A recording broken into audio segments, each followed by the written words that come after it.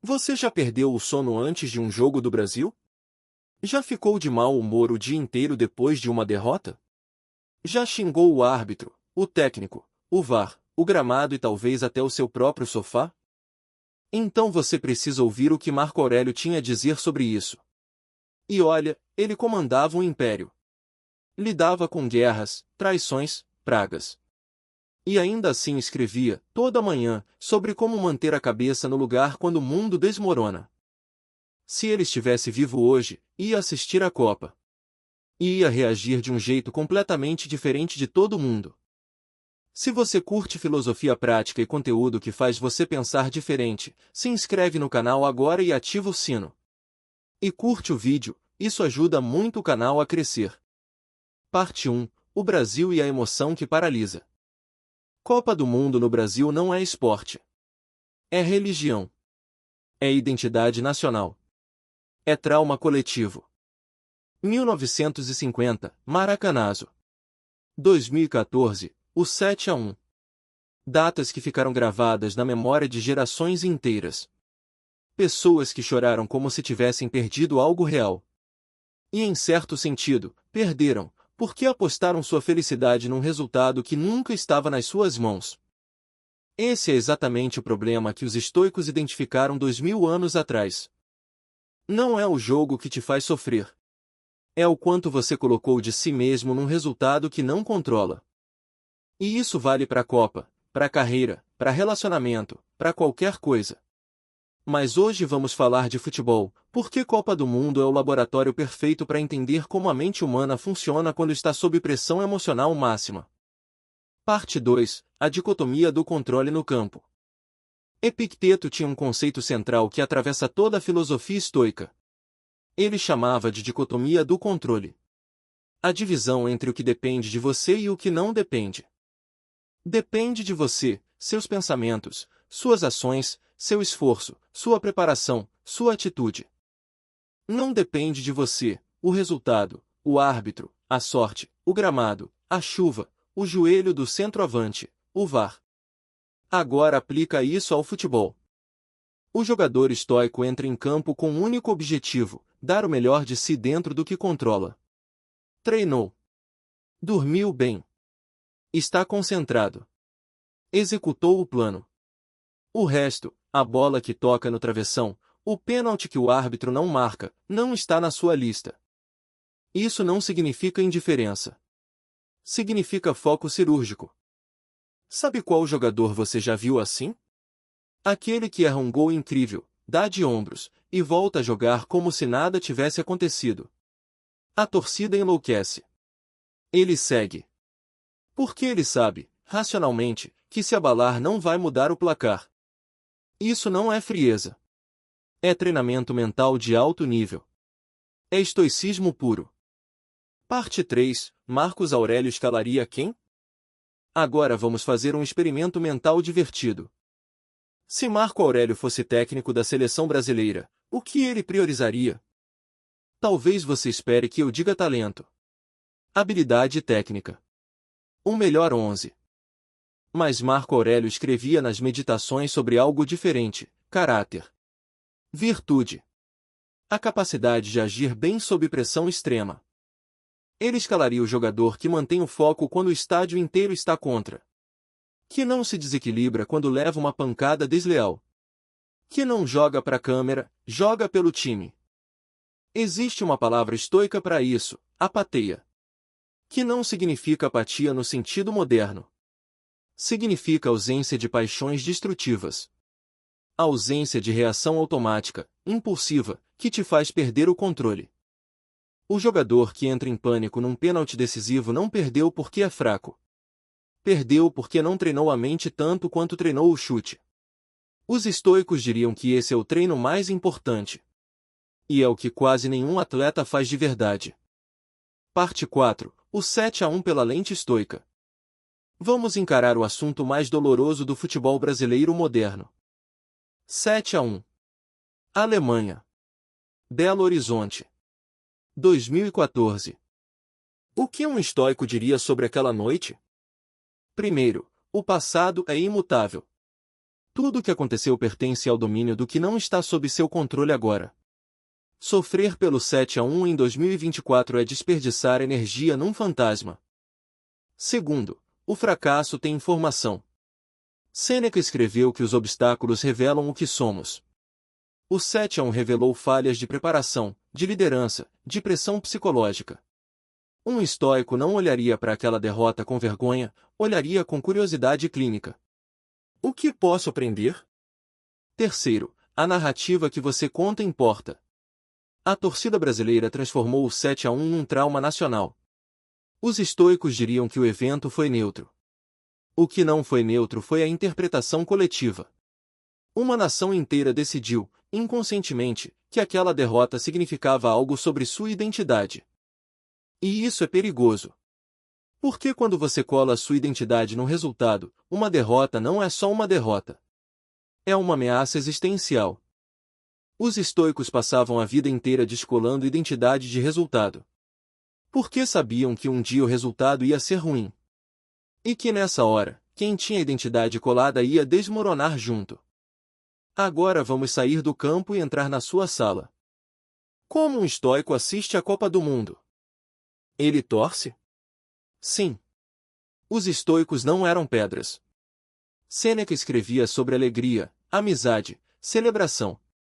Eles valorizavam o prazer, desde que você não dependesse dele para estar bem. Mas o estoico assiste de um jeito específico. Ele torce sem aposta existencial. Quer que o Brasil ganhe, mas sua paz do dia seguinte não depende do placar. Ele consegue vibrar num gol e, se vier a derrota, levantar, lavar o copo e dormir bem. Isso parece impossível para muita gente. Parece falta de paixão. Mas pensa comigo, qual é a diferença entre você e o estoico no momento do gol?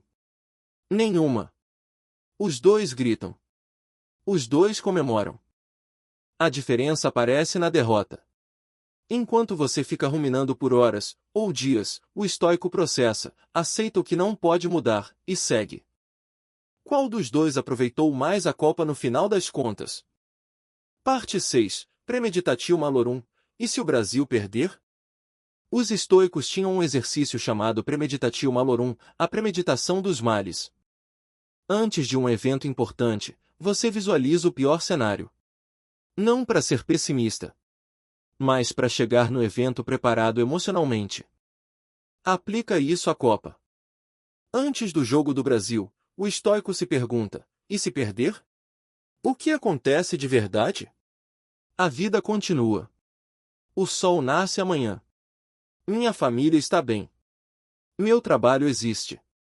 O Brasil, o país real, de 200 milhões de pessoas, segue funcionando. A derrota vai doer. Tudo bem doer. Os estoicos não negavam a dor. Eles diziam: sinta, processe, não deixe se tornar sofrimento crônico. E há um efeito colateral incrível desse exercício. Quando o Brasil ganha, a alegria é mais pura. Porque você não estava agarrado ao resultado. Você estava presente no jogo, não ansioso com o placar. Paradoxalmente, o estoico aproveita mais a Copa do que quem coloca tudo nisso. Parte 7. O que os jogadores campeões sabem. Agora uma pergunta: por que alguns jogadores rendem mais em finais e outros somem? Tecnicamente, os dois são bons. Ambos treinaram anos. Têm o mesmo talento no papel. A diferença é mental. Pesquisas em psicologia esportiva mostram que atletas de elite usam, conscientemente ou não, técnicas que os estoicos descreveram há 2 milênios. Foco no processo, não no resultado. Controle do que é controlável. Visualização do pior cenário para chegar preparado.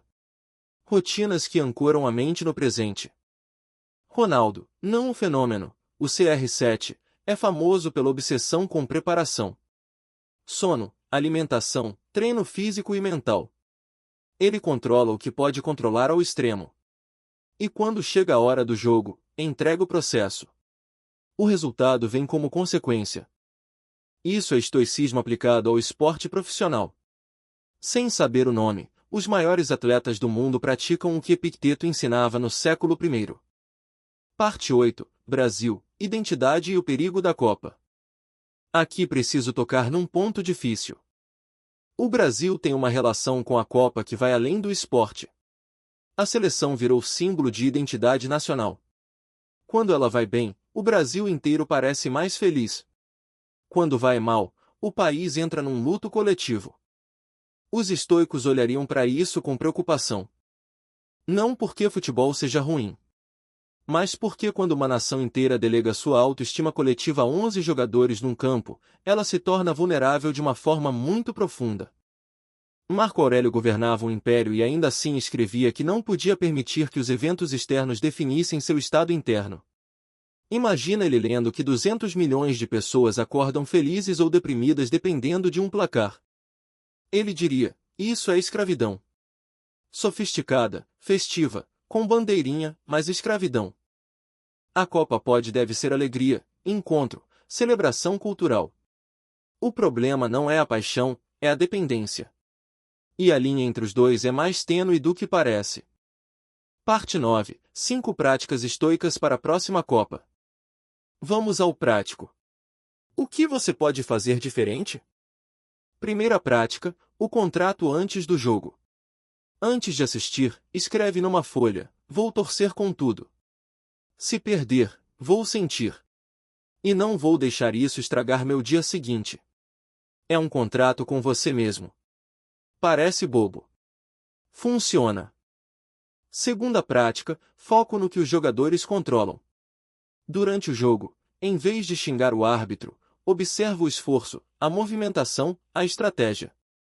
Você passa a ver um jogo diferente, mais rico, mais técnico. E menos dependente do placar final. Terceira prática, o debrief estoico pós-jogo. Independente do resultado, pergunta, o que aprendi? O que foi bonito? O que posso levar disso? Transforma o jogo em experiência, não só em vitória ou derrota. Quarta prática, premeditativo antes de jogos decisivos. Especialmente antes de quartas de final, semis, final. Visualiza a derrota. Sente. E percebe que sobreviveria. Isso libera você para curtir o jogo sem ansiedade paralisante. Quinta prática, separa a Copa de identidade.